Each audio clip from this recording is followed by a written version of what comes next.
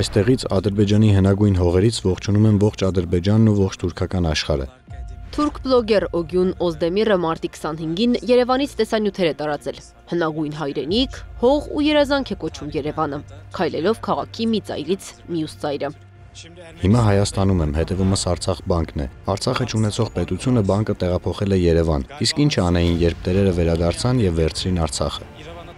Տեսանյութերը տարածվել են մարտի 25-ին եւ 26-ին։ Հայաստանում քրեական վարույթ նախաձեռնելու մասին հայտնել են ապրիլի 2-ին։ Դեպքերից նախաձեռնում է քրեական վարույթ, քրեական օրենսգրքի 422-րդ հոդվածի 2-րդ մասի հատկանիշներով։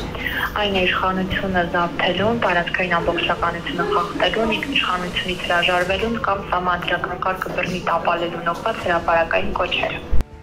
Վերջին շրջանում թուրք եւ ադրբեջանցի բլոգերները Երևանի հրապարակից հաճախ են տեսանյութեր տարածում տարբեր բովանդակությամբ։ Հայտարարությունների հիմքում, սակայն, Հայաստանը թուրքական ու ադրբեջանական համարելն է լինում։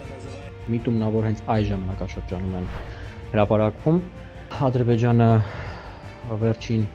ասենք 6 ամսվա ընթացքում ուղղակի անթաքույց եւ առավել քան բաց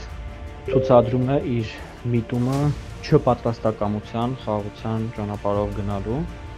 Հայաստանից նման տեսանյութեր տարածելը նախ ներքին լսարանին հավատացնելն է, թե իբր Հայաստանն իրենց հայրենիքն է, հետո հայ հասարակությանը ճնշելն ու վախեցնելը։ Այստեղ հստակ անելիք ունի ազգային անվտանգության ծառայությունը։